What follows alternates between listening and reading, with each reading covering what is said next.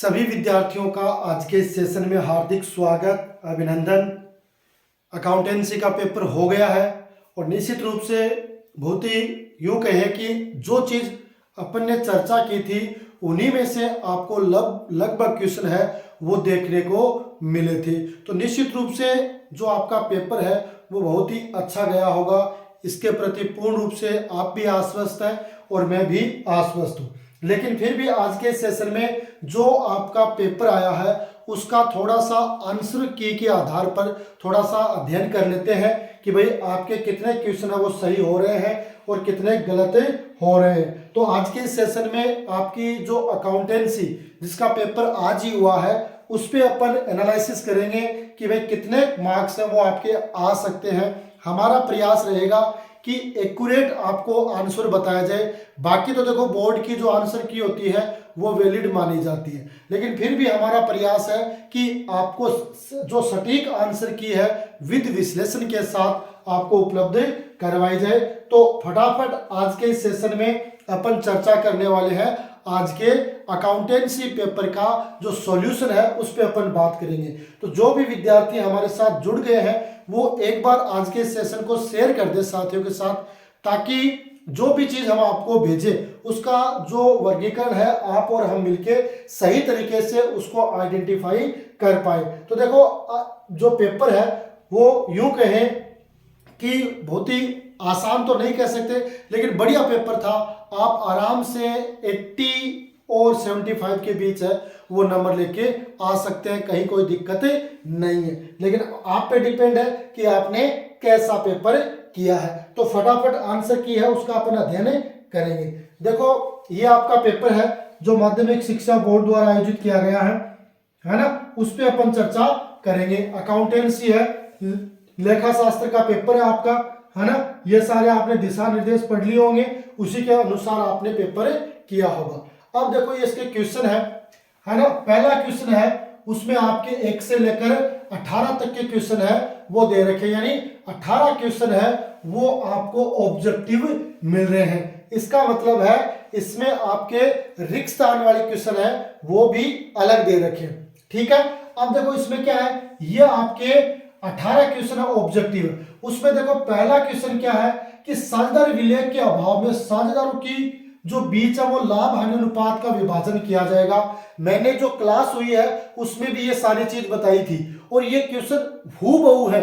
अगर आपको विश्वास नहीं हो तो क्योंकि ये सारी की सारी रिकॉर्डेड क्लास है, आप पीछे की क्लास में आप जाकर देख सकते हो अगर ये क्वेश्चन मैंने आपको नहीं बताया हो तो। और एज इट इज ऑप्शन भी चेंज नहीं हुआ है, ऐसा का ऐसा क्वेश्चन है वो आपको पेपर में देखने को मिला है। तो साझेदार विलय का अभाव होता है तो यहाँ पर समान अनुपात में, है ना, साझेदार विलय का अभाव होता है तो लाभ विभाजन अनुपात क्या होगा, बराबर बराबर होगा। तो यहाँ पर है वो बी है वो सही आंसर है, ठीक है। दूसरा पॉइंट, साझेदारी संलेख या विलय के मध्य समझौता कहलाता है, लिखित मौखिक या गर्भित या इनमें से कोई नहीं। तो ये भी मैंने आपको बताया था कि भाई समझौता है वो दो तरीके से हो सकता है, लिखित भी मौखिक भी, लेकिन जो वैलिड है वो आपका लिखित माना गया है। तो इसका आंसर ए होगा। ये क्वेश्चन भी मैंने आपको क्लास में बताया था, है ना। तो ये भी एज इट इज क्वेश्चन है वो परीक्षा में आया है, ठीक है। तीसरा क्वेश्चन, त्याग अनुपात कब ज्ञात किया जाता है। तो ये भी सारी यानी लगभग जो आपके ऑब्जेक्टिव है, रिक्त स्थान है, वन लाइनर है, वो तो लगभग क्वेश्चन वो है जो आपको क्लास में करवाए गए हैं, ठीक है। त्याग अनुपात कब ज्ञात किया जाता है, तो त्याग अनुपात है वो जब साझेदार प्रवेश करेगा तब अपन त्याग अनुपात है वो ज्ञात करेंगे। तो यहाँ पर है ए है वो सही आंसर होगा। त्याग अनुपात कब ज्ञात करेंगे, साझेदार के प्रवेश के समय त्याग अनुपात कैलकुलेट करते हैं, ठीक है। अगला देखते हैं। अगला चौथा क्वेश्चन क्या है कि किसी नए साझेदार के प्रवेश पर संपत्तियों और दायित्वों के मूल्य में कमी और वृद्धि पर दिखाया जाता है ना। यहाँ पर कौन सा खाता खोला जाएगा, है ना, कि किसी नए साझेदार के प्रवेश पर संपत्ति और दायित्वों के में मूल्य में वृद्धि और कमी को कौन से खाते में दिखाया जाता है ना। आपके खातों में कमी होती है तो वो कौन से खाते में दिखाए जाएंगे। तो पुनर्मूल्यांकन पर वृद्धि या कमी होती है तो वहां पर अपने पुनर्मूल्यांकन खाता है वो खोलते हैं। तो इसका आपका सी आंसर है वो सही हो रहा है। ठीक है, रिवैल्यूएशन अकाउंट है वो अपने को यहाँ पर ओपन करना पड़ता है। पांचवा क्वेश्चन, नए साझेदार द्वारा ख्याति की राशि नगद लाने पर, यह चीज भी मैंने बताई थी, एंट्री बताई थी, कैश अकाउंट या टू गुडविल, तो यहाँ पर भी इसका ए आंसर सही हो रहा है। क्या होगा, कैश अकाउंट यार टू गुडविल, ए है वो सही आंसर होगा। फिर यहाँ पर 6 नंबर, ए बी सी लाभों को 2-2-1 के अनुपात में बांटते हुए साझेदार है। ए है वो सेवानिवृत्त होता है, उसका हिस्सा बी तथा सी द्वारा 3-2 के अनुपात में ले लिया जाता है। आपको नया अनुपात है वो कैलकुलेट करना है, यानी नया अनुपात आपको कैलकुलेट करना पड़ेगा। तो इसका आंसर तो आपका हो जाएगा 16 और 9, यानी ए है वो इसका सही आंसर होगा 16:9। ज्यादा कैलकुलेशन करने की आवश्यकता नहीं है।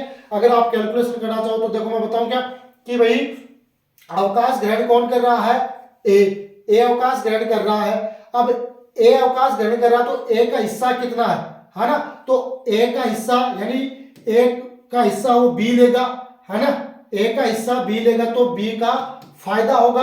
तो ए का हिस्सा है 2/5 और ये ले रहा है 3/5।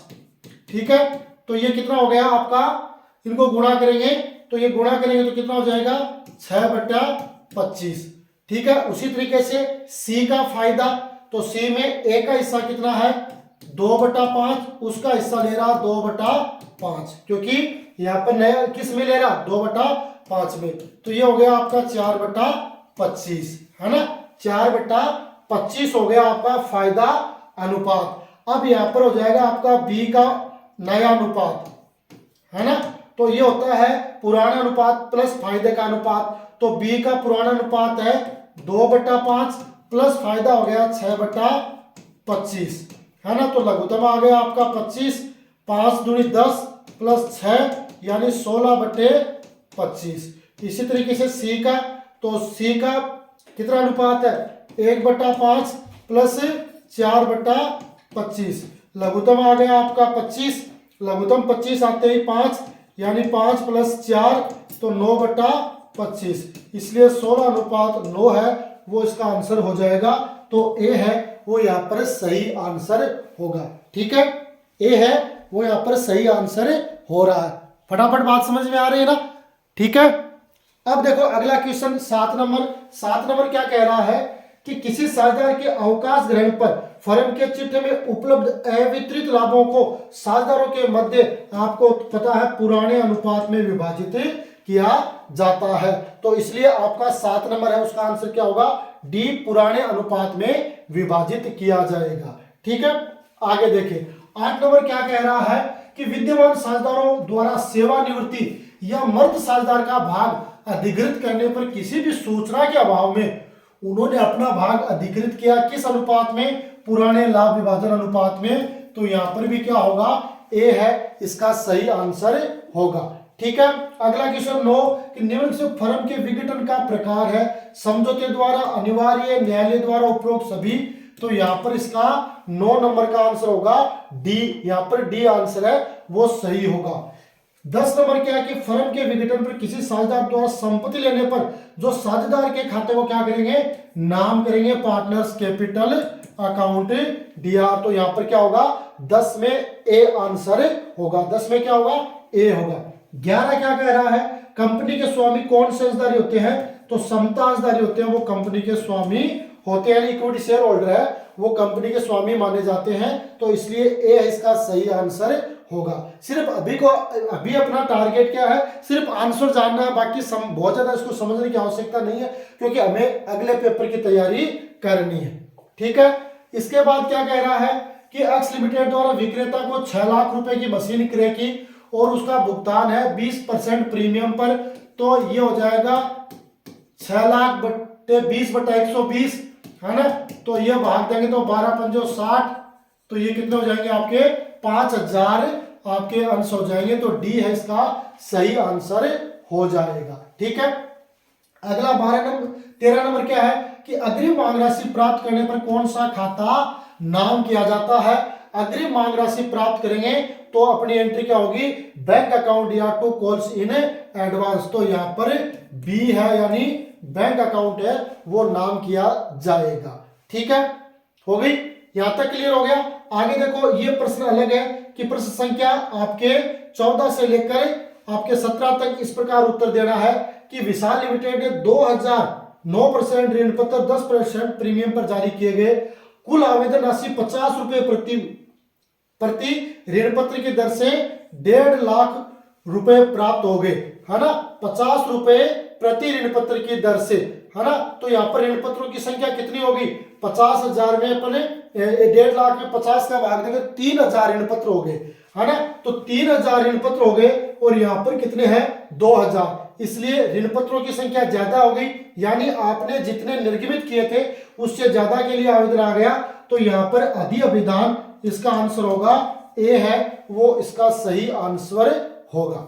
ठीक है, अगला क्या, अभी अभिधान में कितने आवेदन प्राप्त हुए हैं, तो सी है, यानी सी आंसर होगा। 3,000 ऋण पत्रों के लिए आवेदन प्राप्त हुए हैं। यह इसमें पूछ रहा कि आवेदन पर प्राप्त कुल प्रीमियम की राशि कितनी है, तो प्रीमियम की राशि यानी 3,000 को 10 से गुणा करेंगे तो आपके 30,000 रुपए है वो प्रीमियम के हो जाएंगे। तो यहां पर सी है वो इसका सही आंसर हो जाएगा। ठीक है, अगला क्वेश्चन, 9% ऋण पत्र खाते को आवेदन पर कितनी राशि से जमा किया जाएगा, है ना। आवेदन पर कितनी राशि से जमा किया जाएगा, तो 9% ऋण खाते, यानी 9% ऋण खाते, यानी इसने पूछा डिबेंचर अकाउंट को कितनी राशि से इसको डेबिट या क्रेडिट किया जाएगा, तो इसमें क्रेडिट पूछा है। तो अपनी एंट्री क्या होगी, क्योंकि इसने जो प्रीमियम है वो किसके साथ प्राप्त किया, आवेदन के साथ है वो प्राप्त किया है ना। प्रीमियम आवेदन के साथ है वो प्राप्त किया है। तो अब अपने को क्या कहना है कि भाई 2,000 है ना, क्योंकि आगे की राशि है जो हमारे पास ऋण पत्र है उसी के अनुसार करनी होती है। तो आगे की राशि है वो 2,000 से मल्टीप्लाई होगी।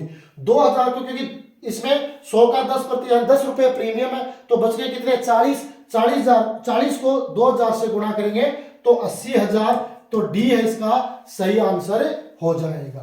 ठीक है, अगला क्वेश्चन, निवेश क्रियाओं से रोकड़ अंतर्वाह कैश इनफ्लो, यानी पैसे कैसे आएंगे, कौन सी एक्टिविटी से, इन्वेस्टिंग एक्टिविटी से। तो इसका आंसर होगा बी, यानी मशीन की नगद बिक्री करेंगे तब हमारे पास पैसे प्राप्त होंगे। तो स्थायी संपत्ति की नगद बिक्री, तो बी इसका सही आंसर होगा। ठीक है, अगला क्वेश्चन, रिक्त स्थानों की पूर्ति करनी है। ये सारे क्वेश्चन है, आप एक बार पीछे की क्लास चेक कर लेना, वही क्वेश्चन है जो मैंने आपको क्लास में बताए थे, जो महत्वपूर्ण क्वेश्चन जो अपन ने सिलेक्ट किए थे उन्हीं में से लगभग क्वेश्चन है वो आपको देखने को मिल रहे हैं। ठीक है, पहला है कि साझेदारी व्यवसाय में साझेदारों की न्यूनतम संख्या कितनी होती है, तो न्यूनतम संख्या होती है आपकी 2। क्या होती है, 2 न्यूनतम संख्या होती है। ठीक है, दूसरा है कि पुनर्मूल्यांकन खाते से लाभ हानि होने पर साझेदारों के पूंजी खाते में किया जाएगा। पुनर्मूल्यांकन पे लाभ होगा तो अपन एंट्री करेंगे रीवैल्यूएशन अकाउंट या टू पार्टनर कैपिटल, है ना। तो ये क्या क्या है, साझेदारों के पूंजी खाते को क्या किया जाएगा, जमा किया जाएगा, है ना। साझेदारों के पूंजी खाते को जमा किया जाएगा, यानी एंट्री होगी रिवैल्यूएशन अकाउंट या टू पार्टनर कैपिटल। ठीक है, अगला क्वेश्चन, साझेदार की मृत्यु के बाद उसको दे रकम प्राप्त होगी, किसको होगी, पुत्र को या उत्तराधिकारी को। तो इसका आंसर होगा उत्तराधिकारी को, है ना। जो भी नॉमिनी होगा उसको प्राप्त होगी। अगर पुत्र का नॉमिनी में नाम है तो पुत्र को प्राप्त होगी, और अगर उत्तराधिकारी किसी दूसरे व्यक्ति का नाम है तो उसको प्राप्त होगी। तो इसका आंसर बैठता है उत्तराधिकारी को। ठीक है, अगला क्वेश्चन, फर्म के विघटन पर लाभ हानि खाते के नाम शेष को स्थानांतरित किया जाता है ना। फर्म का विघटन होगा और विघटन पे जो राशि होगी उसका जो नाम शेष होगा, उसको कहां ट्रांसफर करेंगे, कौन से खाते में, तो अपने को पता है कि लाभ हानि होगी वो साझेदारों के पूंजी खाते में ट्रांसफर होगी। साझेदारों के पूंजी खाते में, ठीक है, साझेदारों के पूंजी खाते में ये ट्रांसफर होगी। तो पार्टनर कैपिटल इसका आंसर होगा। अगला क्वेश्चन कि कंपनी के पार्षद सीमानी में लिखित अधिकतम पूंजी कौन सी होगी, अधिकृत होगी या निर्गमित होगी। तो ये होगी आपकी अधिकृत पूंजी। कौन सी होगी, अधिकृत पूंजी है, वो इसका आंसर होगा। ठीक है। अमोचनीय ऋण पत्र जिनका शोधन नहीं किया जा सकता वो कौन से ऋण पत्र होते हैं? वो आपके स्थायी ऋण पत्र की कैटेगरी में आते हैं। ठीक है, समझ गए? तो ये आंसर इसके एग्जैक्ट आंसर है। सिर्फ और सिर्फ ऑप्शन दे रखा, अपने को टिक करना था, सिलेक्ट करना था। आगे देखते हैं। आगे 3 नंबर में साधारण सिलेक्ट कितने प्रकार के होते हैं उनका नाम लिखना है। तो ये 2 प्रकार के होते हैं, एक तो होती है आपकी मौखिक और दूसरी होती है आपकी लिखित। ज्यादा बढ़िया है वो लिखित होता है, लेकिन मौखिक भी हो सकता है। अगला क्वेश्चन है नया लाभ विभाजन अनुपात ज्ञात करने का सूत्र। तो नया अनुपात बराबर पुराना अनुपात माइनस त्याग अनुपात। ठीक है, ये इसमें पूछा न्यू प्रॉफिट शेयरिंग रेशियो। ठीक है। तीसरा क्वेश्चन क्या है कि एक फर्म में एक्स वाई 3:2 के अनुपात में लाभ विभाजन करते हुए साझेदार है। उन्होंने जेड को लाभों में 1/4 भाग के लिए प्रवेश दिया है। जेड अपना हिस्सा एक्स और वाई से समान अनुपात में प्राप्त करता है। आपको नया अनुपात है वो कैलकुलेट करना है। ठीक है, तो नया अनुपात अपने को कैलकुलेट करना है। अब यहां पे देखो ओल्ड रेशियो क्या दे रखा है? ओल्ड रेशियो दे रखा है अपने को, ओल्ड रेशियो रखा है 3:2 और जेड का हिस्सा 1/4 है ना। अब इसको बराबर ले रहा है और जहां यहां पे आ कौन रहा है? जेड लाभों में प्रवेश के लिए आ रहा है ना। जेड आ रहा है तो यहां पर 2 व्यक्ति त्याग करेंगे, एक्स और वाई, है ना। तो एक्स का त्याग 1/4 भाग का आधा, तो 1/8। उसी तरीके से वाई का त्याग 1/4 भाग का 1/2 आधा, तो 1/8, है ना। अब एक्स का नया अनुपात,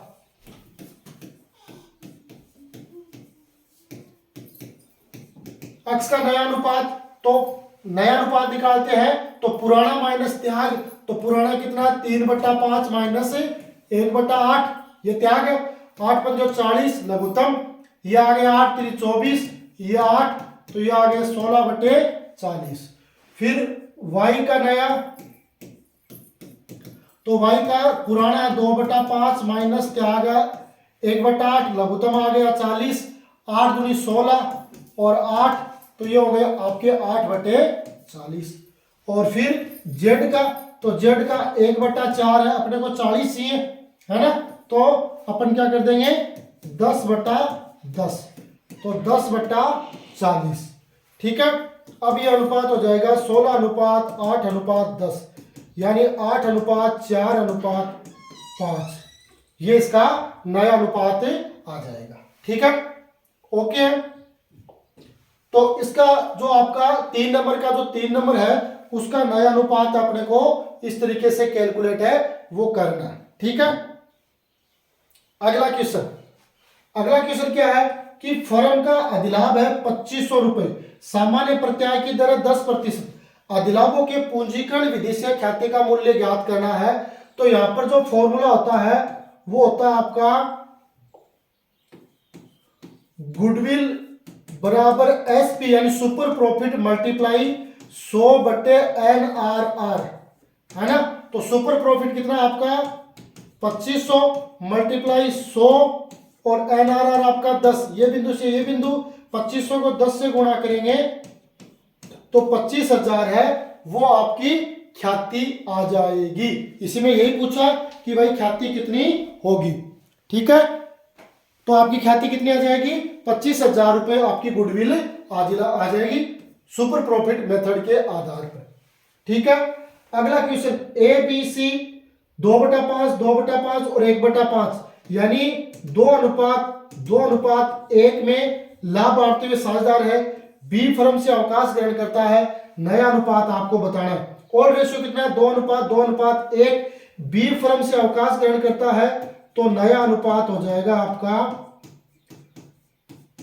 2:1, है ना, क्योंकि बी ने अवकाश ग्रहण कर लिया, बी ने कर लिया तो बच गया 2:1 है, वो इसका आंसर बच जाता है। ठीक है, आगे क्या कह रहा है, एक फर्म के समापन पर गैर अभिलिखित संपत्ति के विक्रय की प्रविष्टि, यानी गैर अभिलिखित संपत्ति को बेचते हैं तो उसकी प्रविष्टि क्या होगी, तो उसकी प्रविष्टि होगी bank account DR to realisation. क्या होगी, bank account DR to realisation, क्योंकि सबसे पहले संपत्तियों को अपन किस में ट्रांसफर कर देते हैं, रियलाइजेशन में ट्रांसफर कर देते हैं, फिर जो राशि प्राप्त होती है उसको इसमें काम में लेते हैं। फिर क्या कह रहे हैं, बकाया मान की प्रविष्टि, तो इसकी एंट्री हो जाएगी calls in arrear account DR to share allotment to share calls, जो भी होगी वो इसकी प्रविष्टि हो जाएगी। ठीक है, अगला क्वेश्चन है कि भाई ऋण पत्र से क्या से, तो ऋण पत्र एक ऐसे प्रलेख है ना, जो कंपनी के ऋण को प्रमाणित करते हैं। सामान्य रूप से ये किसी संपत्ति द्वारा सुरक्षित होते हैं। ऋण पत्रों में आपके स्कंद बॉन्ड को भी शामिल किया जाता है। बस इतना ही लिखना था कि भाई ऋण पत्र है वो एक प्रलेख होते हैं जो कंपनी के द्वारा लिए गए ऋण को प्रमाणित करते हैं, और सामान्यतः जो ऋण है वो ऋण पत्र कहे या ऋण है वो किसी संपत्ति द्वारा सुरक्षित होता है, और उसमें आपके स्टॉक बॉन्ड वो सब शामिल होते हैं। ये इसकी परिभाषाएं आपको देनी थी। किन्हीं दो चालू दायित्वों के नाम लिखिए, तो चालू दायित्व में आपका एक तो क्रेडिटर हो जाएगा, एक आपका बिल्स पेएबल हो जाएगा, इसके अलावा बैंक ओवरड्राफ्ट है, वो बहुत सारे। ठीक है, अगला निम्न सूचनाओं से चालू संपत्ति का आपको मूल्य ज्ञात करना है। तो देखो फॉर्मूला आता है करंट रेशियो बराबर करंट असेट्स बट्टे करंट लायबिलिटी। अब अपने पास रेशियो है तो 2/1, करंट असेट्स अपने पास नहीं है, बट्टे करंट लायबिलिटीज कितने हैं 5 लाख। इनको वज्र गुणा कर दो, तो वज्र गुणा करेंगे तो करंट असेट्स बराबर 5 लाख को 2 से गुणा करेंगे तो 10 लाख। ठीक है, तो इसका आंसर क्या हो जाएगा, करंट असेट्स है वो 10 लाख हो जाएगी। ठीक है, अगला पूछा है विनियोग क्रियाओं से रोकड़ अंतर्वाह, है ना, इनफ्लो आपको बताना है कोई दो मदे। तो एक तो स्थायी संपत्ति की बिक्री,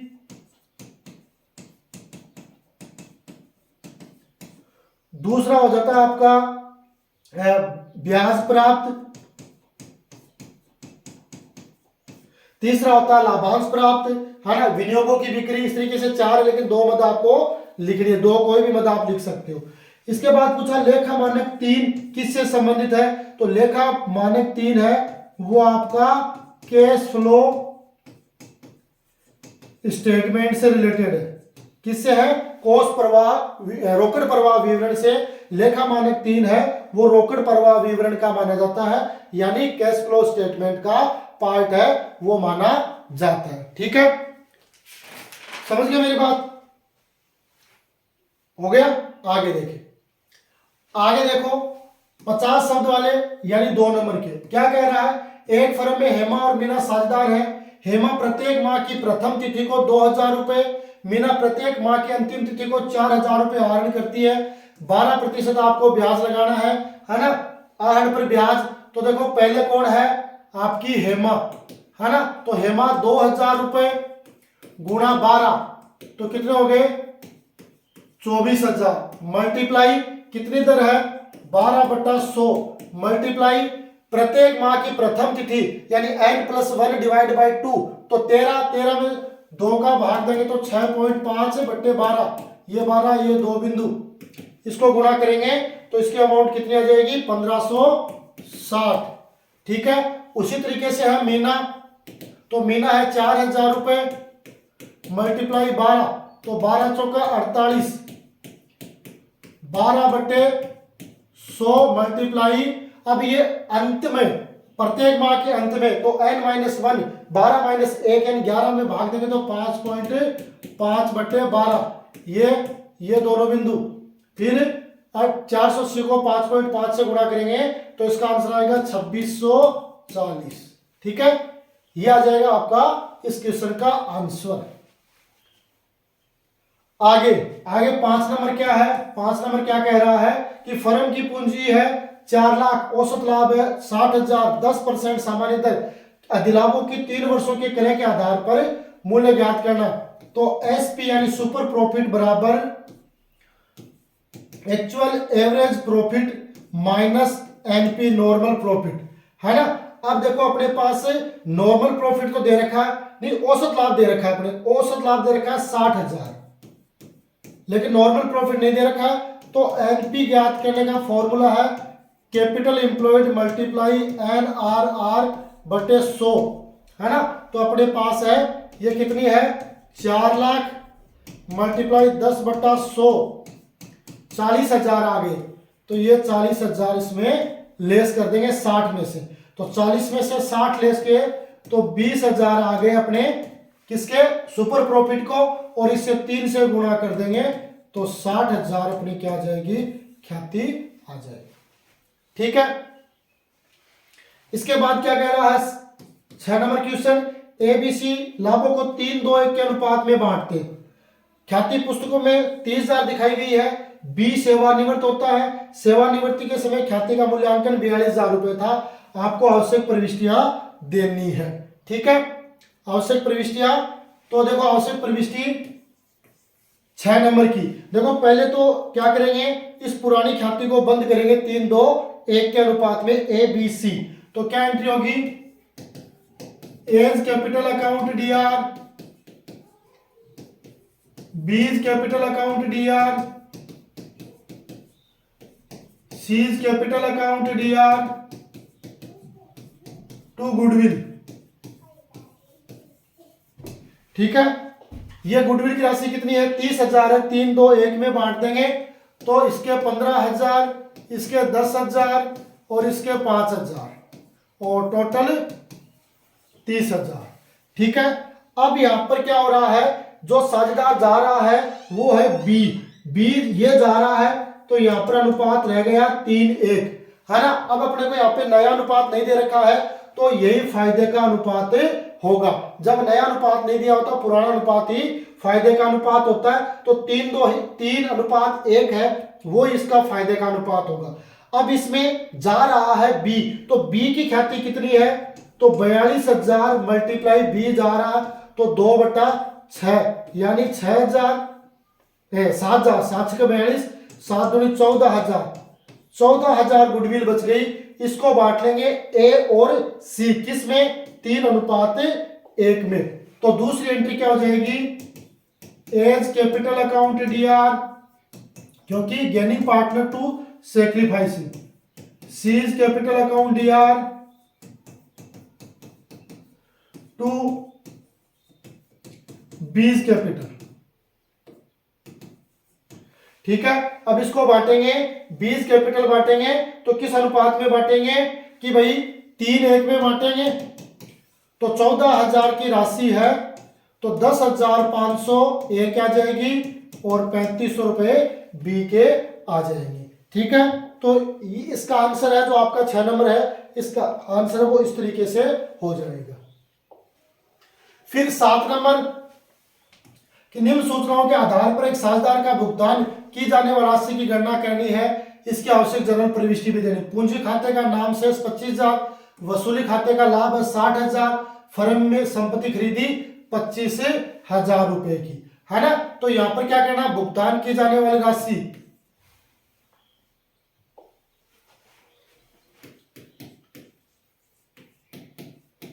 भुगतान की जाने वाली राशि। ठीक है, अब इसमें देखो लाभ दे रखा है वसूली खाते का लाभ में हिस्सा, वसूली खाते का लाभ 60,000, इसमें से लेस कर देंगे लेस क्या है, एक तो देखो पूंजी खाते का नाम शेष माइनस में है, पूंजी खाते का नाम शेष कितना है, पूंजी खाते का नाम शेष 25,000,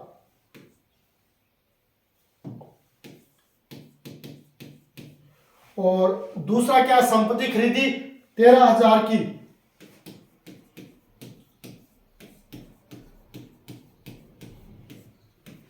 13,000, तो 25 और 13 38, तो 25 और 13 है ना, 25 ये 13 ये 38 हो गए है ना, 60 में से 38 गए तो 22,000। अब इस 22,000 की एंट्री अपन कर देंगे है ना, 25 है ना, 25 और 13, 25 और 13 कितना हो गए 38 बच गए, 38 60 में से 38 22,000 बच गए, तो इसकी एंट्री कर देंगे, क्या करेंगे, partners capital account DR to cash या बैंक, कितने 22,000 रुपए। ठीक है, ये इसकी एंट्री हो जाएगी। 25 हो गया, ये इसका आंसर हो जाएगा। अगला पूछा है कि एस्मिथ कंपनी से क्या आशय है, तो एस्मिथ कंपनी है यानी जो आपकी धारा 92 है, कौन सी धारा 2/92, उसके अनुसार जिसमें सदस्यों का दायित्व है वो निर्धारित नहीं होता ना, वही आपकी एस्मिथ कंपनी है, वो कहलाती है। यानी जिसमें सदस्यों का दायित्व निर्धारित नहीं होता है और धारा 2/92 के तहत ये बताई जाती है। ठीक है, ओके। अगला क्वेश्चन पूछा है 9 नंबर कि चौहान लिमिटेड की 50 लाख की पूंजी पंजीकृत है जो 100 रुपए वाले समतांशों में विभाजित है। कंपनी 100 रुपए वाले 30,000 समतांशों अंश अभिदान के लिए आमंत्रित करती है।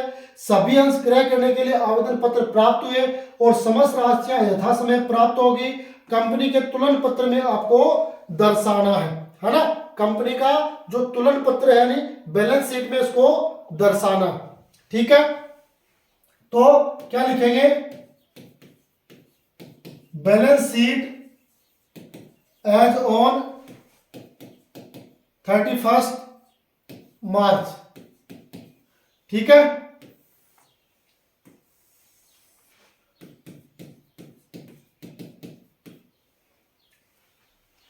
सिर्फ लायबिलिटी साइड दिखा देते हैं।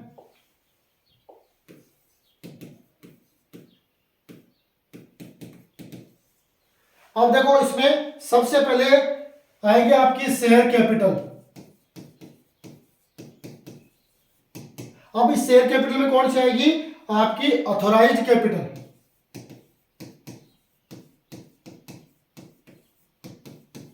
Authorised capital. अब इसमें क्या आएगा कि भाई 50,000 equity share a rate of 100 each, कितनी होगी, ये आपकी हो गई 50 लाख है ना, तो ये भी 50 लाख, और इसका दोनों के नीचे अंडरलाइन खींच के इसको बंद कर देंगे। दूसरा आएगा आपका इश्यूड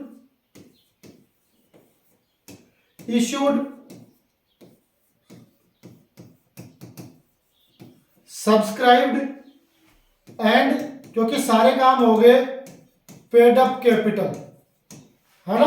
अब इसमें कितने हैं 30,000 equity share a rate of 100 each, तो ये कितने होंगे आपके 30 लाख। ठीक है, ये आपकी मेन पूंजी में इसको शामिल करना होता है, इसको शामिल नहीं करना होता। तो इसमें यही पूछा कि अपने को तुलन पत्र में पूंजी को दर्शाना है ना, तो जो ये पूंजी होगी ये आपकी टोटल में शामिल नहीं होगी, सिर्फ शो करनी होगी। और यहाँ पर क्या जितने इश्यू किए हैं उतने के लिए आवेदन प्राप्त हो गए और उतने ही लोगों ने राशि भी चुका दी है, तो वो सेम हो जाएगी। तो 30,000 इक्विटी शेयर 100 ईच के हिसाब से हो जाएगी। ठीक है, इसके बाद क्या कह रहा है 10 नंबर कि 2.5 लाख रुपए के 8% ऋण पत्रों को 12,500 बट्टे पर निर्गमन किया गया। ऋण पत्रों के निर्गमन की प्रविष्टि दीजिए और बट्टे की दर भी ज्ञात कीजिए। तो बट्टे की दर तो देखो कितनी हो जाएगी, बट्टे की दर 12,500 बट्टे 2.5 लाख मल्टीप्लाई 100 है ना। तो 1 2 1 2 1 2 ठीक है, ये बिंदु से ये बिंदु, और 125 में 5 का भाग देंगे, 25 का भाग देंगे तो 5%। तो बट्टे की दर तो कितनी आ जाएगी आपकी 5%। ठीक है, अब अपने को इसको क्या करनी है, ऋण पत्रों के निर्गमन की प्रविष्टि देनी है।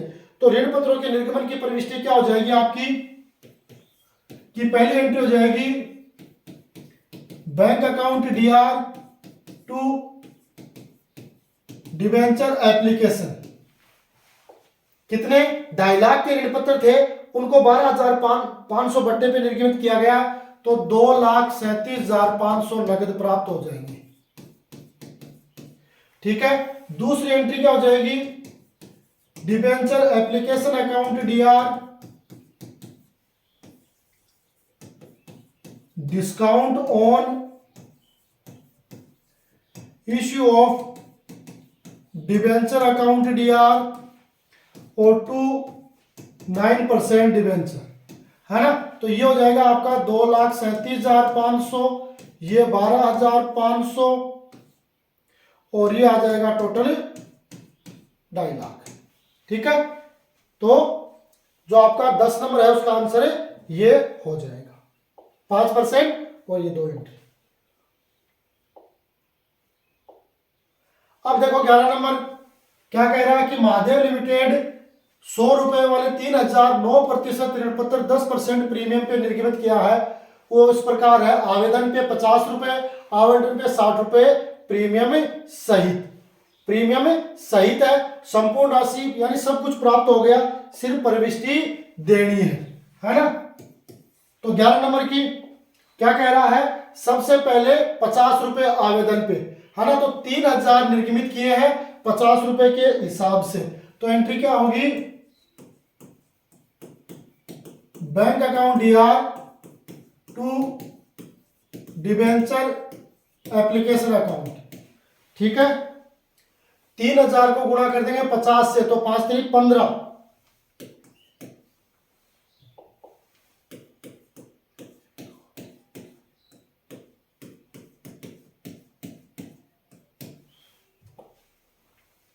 डेढ़ लाख हो गए, है ना। 3,000 के लिए 1.5 लाख हो गए।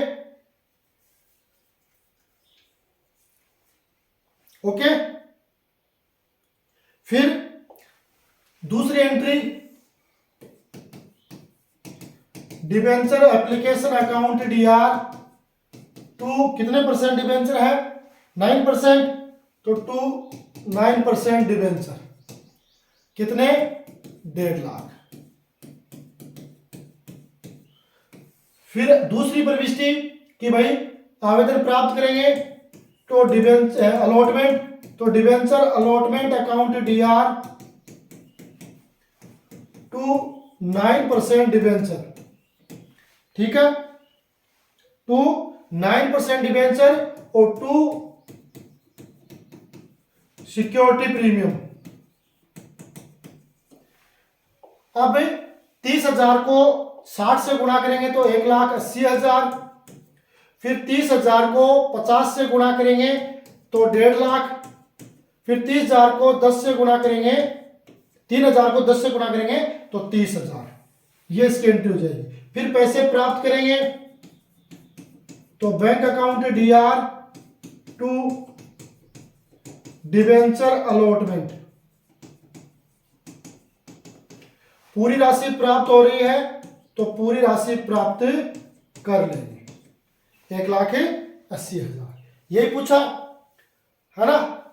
प्रीमियम पे है, कहीं कोई दिक्कत नहीं है।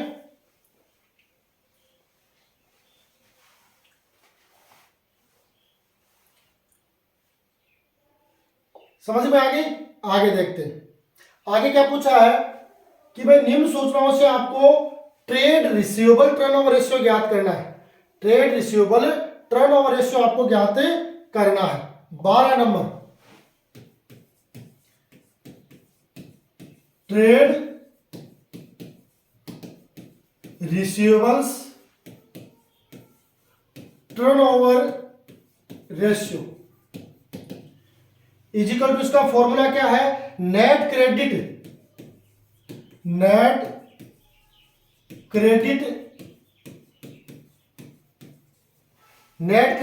Revenue, net credit revenue from operations बट्टे टोटल रेवेन्यू या एवरेज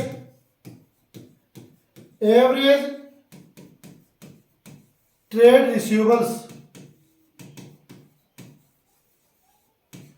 मल्टीप्लाई 100, नहीं मल्टीप्लाई 100 नहीं होता है, बस इतना ही होगा। अब देखो इसमें net credit revenue from operation, तो देखो टोटल 2 लाख है, उसमें नगद कितनी है 20%, तो 2 लाख का 20% यानी 100, तो कितने हो गए 40,000। 2 लाख में से 40 घटा दो, कितने आ गए आपके 160, ठीक है। अब और ये ओपनिंग और क्लोजिंग, ये ओपनिंग है ये क्लोजिंग है, दोनों का जोड़ दो तो 60 और 20 कितने हो गए 80, 80 में 2 का भाग दे दिया 40, तो ये और 16 में 4 का, तो 4 टाइम्स, तो ये इसका आंसर आ जाएगा 4 टाइम्स, ठीक है। 4 टाइम्स आ गया, समझ गए। अगला क्या देखा है 13 नंबर, निम्न सूचनाओं से आपको कर आयोजन खाता बनाकर भुगतान की राशि ज्ञात करनी है।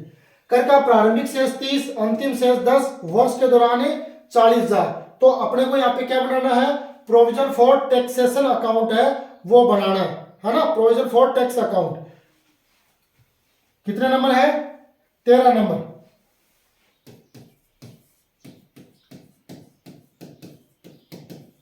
Provision for taxation account,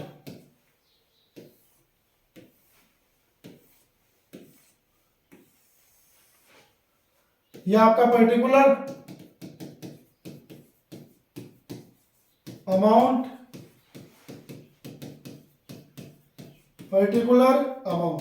liabilities है, तो सबसे पहले बैलेंस आएगा बाई बैलेंस बीडी।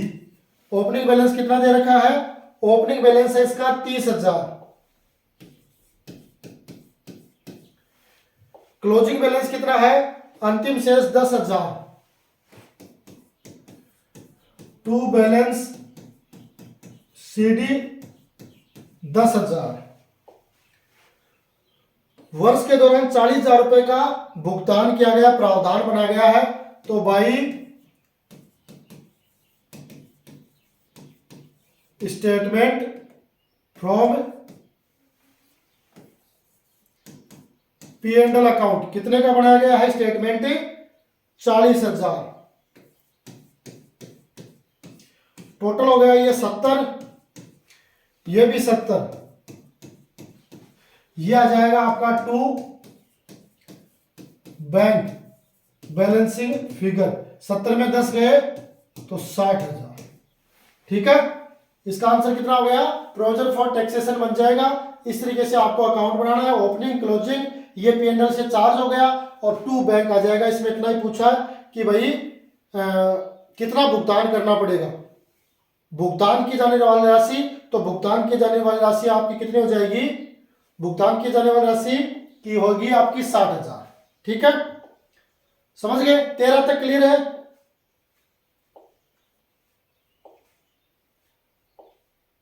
आगे देखो 14 में ये दे रखा है ना, तो ये देखो वैसे तो ये भी ये कोई ज्यादा हार्ड नहीं है ना, लेकिन इसमें प्रविष्टियां पूछी है, ये ना करके आपको ये करना चाहिए था, है ना, ये अथवा वाला, सिर्फ इसको आपको मिलान ही करना है। और मेरे हिसाब से सभी ने इसको किया होगा कि भाई संपत्तियों में वृद्धि होगी, है ना, संपत्तियों के मूल्य में वृद्धि होगी तो अपन क्या करते हैं, है ना, तो संपत्तियों के मूल्य में वृद्धि होगी तो पुनर्मूल्यांकन खाते को जमा करेंगे। तो यहां पर डी होगा, क्योंकि एंट्री क्या होगी, सन्ड्री असेट्स अकाउंट या टू रिवैल्यूएशन, तो यहां पर क्या हो जाएगा, डी। दायित्व के मूल्य में वृद्धि होती है तो अपन एंट्री करते हैं revaluation account DR to liabilities, तो यहां पर सी होगा, पुनर्मूल्यांकन खाते का नाम पक्ष। ठीक है। इसके बाद संचित लाभों का पूंजी खाते में स्थानांतरण, है ना, संचित खाते में संचित लाभों का पूंजी खाते में स्थानांतरण, है ना, कौन सा होगा कि साझेदारों के पूंजी खाते में जमा, है ना, साझेदारों के पूंजी खाते में जमा, और पुनर्मूल्यांकन खाते से हानि का पूंजी खाते में स्थानांतरण, तो साझेदारों के पूंजी खाते का नाम पक्ष ये लिखा जाता है। ठीक है, तो ये आपका DCAB इसका आंसर हो जाएगा। ओके, बढ़े आगे। आगे देखो 15 नंबर, कंपनी अधिनियम 2013 की जो अनुसूची 3 है उसके भाग फर्स्ट के अनुसार निम्न मदों को आपको चिट्ठे में दर्शाना है ना। तो अपने को इसमें क्या दिखाना है, बैलेंस शीट में दिखाना है, और दूसरा इसका ऑप्शन दे रखा है मुख्य शीर्षक, यानी सीधे पूछे तो ये चीज भी अपन लिख सकते हैं। तो इसका थोड़ा देखो दोनों ही इजी है, क्योंकि ये आपके देखो किस में आता है, लायबिलिटीज में आता है, ये भी लायबिलिटीज में, ये भी लायबिलिटीज, शॉर्ट टर्म का लायबिलिटीज है, ये आपका लायबिलिटीज में, ये असेट्स में, ये असेट्स में। चाहो तो आप इसको भी बना सकते हो और चाहो तो आप इसको भी कर सकते हो। तो आपको क्या करना है कि भाई इसका जो अथवा में दे रखा है उसको हल करना है। क्या करना है, अथवा में दे रखा है उसको हल करना है। तो देखो इसमें क्या कर, अल्पकालीन विनियोग, है ना, तो ये आपका आता है करंट असेट्स में, है ना, करंट असेट्स के आपके करंट इन्वेस्टमेंट उपशीर्षक में।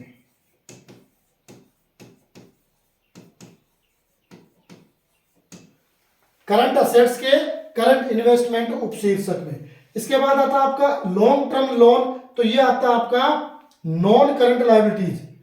क्या आता है, नॉन करंट लायबिलिटीज। ठीक है, नॉन करंट लायबिलिटीज में आपका लॉन्ग टर्म बोरोइंग में आता है, लॉन्ग टर्म बोरोइंग।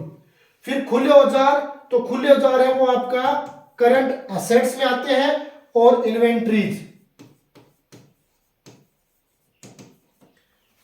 तो डायरेक्ट अपन छोटा सा सवाल है इसको ना करके इसको अपने को करना चाहिए। करंट असेट्स और शीर्षक उपशीर्षक मेरे हिसाब से सबने यही किया होगा, तो इसका आंसर इस तरीके से हो जाएगा। आगे आगे क्या दे रखा, 16 नंबर की निम्न सूचनाओं से आपको सकल लाभ, परिचालन अनुपात, शुद्ध लाभ अनुपात ज्ञात करना है ना। तो देखो पहले अपने को 1 नंबर क्या ज्ञात करना है, ग्रॉस प्रॉफिट, है ना। ग्रॉस प्रॉफिट का फॉर्मूला क्या होता है, ग्रॉस प्रॉफिट बटे नेट सेल्स मल्टीप्लाई 100। अब देखो यहां पर बेचे गए माल की लागत कितनी है, 4 लाख, और बेचे गए माल की लागत है 240 और कुल विक्रय है 4 लाख, तो 4 लाख में से 240 घटा देंगे तो 1,60,000 आ जाएगा, है ना। और ये आपके आ जाएंगे 4 लाख मल्टीप्लाई 100, 1 2 1 2 1 2 3 1 2 3, 160 में 4 का भाग देंगे तो 40% आपका ग्रॉस प्रॉफिट आ जाएगा। दूसरा होगा आपका ऑपरेटिंग रेशियो, ऑपरेटिंग रेशियो, इसका फॉर्मूला आता है ऑपरेटिंग रेशियो ऑपरेटिंग कॉस्ट कह दे, या अपन यूं भी कह सकते हैं कि भाई ऑपरेटिंग कॉस्ट में कहें तो cost of goods sold plus direct other expenses minus other income, है ना। तो अपने पास क्या है, ऑपरेटिंग एक्सपेंसेस के लिए कॉस्ट ऑफ गुड्स सोल्ड कितनी है, 2,40,000 प्लस 2 एक्सपेंसेस है 50 और 30, तो 80,000 ये हो गए। अब ये आ जाएगा आपका 4 लाख और मल्टीप्लाई 100, तो ये जोड़ेंगे तो 320 बटे 4 लाख मल्टीप्लाई 100, तो 80% आ जाएगा। क्या आ जाएगा, 80% आ जाएगा। फिर तीसरा पूछा इसमें आपका एनपी नेट प्रॉफिट, तो नेट प्रॉफिट में नेट प्रॉफिट बटे नेट सेल्स लिखते हैं। अब नेट प्रॉफिट में देखो अपने पास कितना होता है ना, ये ऑपरेटिंग प्रॉफिट, तो अपनी ऑपरेटिंग कॉस्ट कितनी है 320 है ना, 320 यानी 4 लाख में से 320 घटा देंगे तो अपने पास आ जाएगा ऑपरेटिंग प्रॉफिट। उसमें क्या करेंगे, उसमें नॉन ऑपरेटिंग एक्सपेंसेस है वो लेस कर देंगे, इनकम जोड़ देंगे, तो अपने पास ये 80,000 आया, 80 में से माइनस ये आपकी एक्सपेंसेस है 30,000, ये घटा देंगे और 10,000 प्लस कर देंगे है ना, बटे 4 लाख और मल्टीप्लाई 100, तो ये कितने हो गए 80 में से 50 यानी 60,000 हो गए। 60,000 में 4 लाख का भाग देंगे और 100 से गुणा करेंगे है ना, 4 लाख का भाग देंगे और 100 से गुणा करेंगे, तो देखो ये बिंदु या 1 2 3 1 2 3 60 में 4 को तो 15 चौके 60, तो 15% ये आ जाएगा। ठीक है, तो 16 का आंसर ये हो जाएगा। 17 का क्या पूछा है कि ये पूछा, तो ये तो छोड़ दो 17 का है ना, 17 का अथवा में ये दे रखा है ना, आपको विनियोग क्रियाओं से रोकड़ प्रवाह की गणना करनी है ना, विनियोग क्रियाओं से रोकड़ प्रवाह की गणना करनी है, तो इसमें क्या हो जाएगा cash flow statement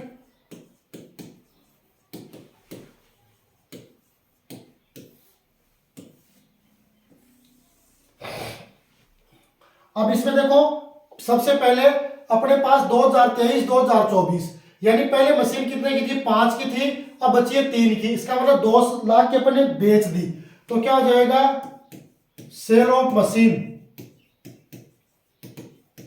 cell of machine 2 lakh. फिर अब फर्नीचर पहले अपने पास 2 का था अब 2.5 का हो गया यानी परचेज कर लिया, तो क्या हो जाएगा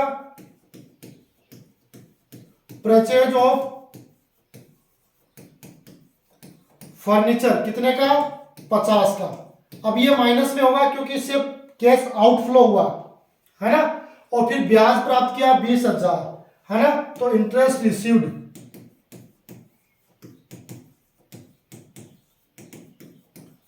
कितने का 20,000, तो इससे इनफ्लो हुआ।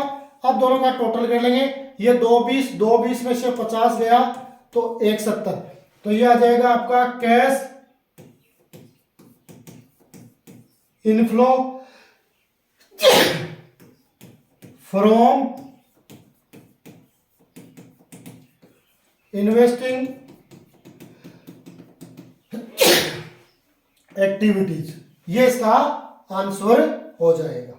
किसका आपका 17 नंबर है उसका आंसर ये हो जाएगा। अब देखो 19 में क्या है 2 दे रखे, एक ये दे रखा एक ये दे रखा, अपन ने क्या किया अथवा वाला चेप दिया।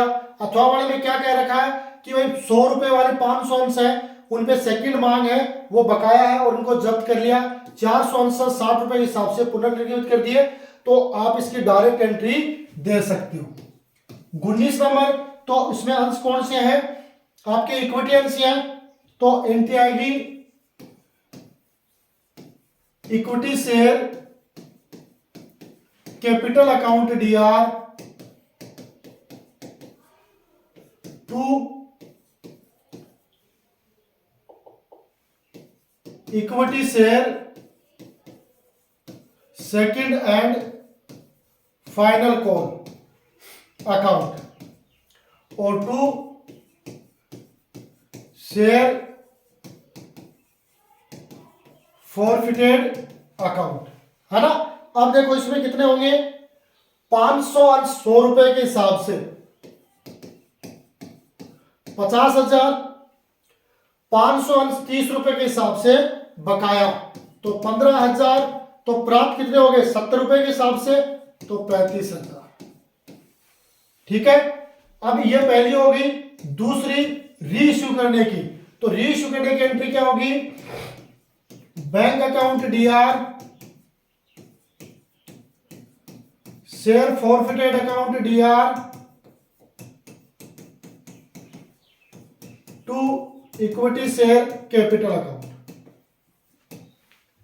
है ना। कितने अंश है 400 अंश 60 रुपए के हिसाब से है ना, तो 6 चौके 24,000 तो प्राप्त हो गए 400 अंश 40 रुपए के हिसाब से, तो ये हो गया आपके 16,400 अंश 100 रुपए के हिसाब से, तो ये हो गया आपके 40,000। तीसरी कैपिटल रिजर्व में ट्रांसफर करेंगे, share forfeited account DR to capital reserve. अब ये 35,000 कितने अंशों के लिए है, ये है आपके 500 के, जबकि अपने रीइश्यू कितने किए हैं 400, तो इसमें क्या आएगा कि भाई 35,000 मल्टीप्लाई 400 बट्टे 500, है ना, तो ये आ गया आपके 7,070।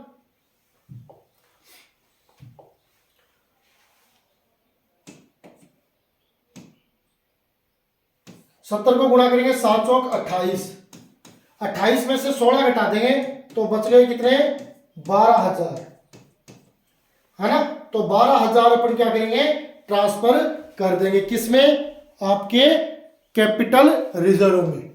समझ गए मेरी बात।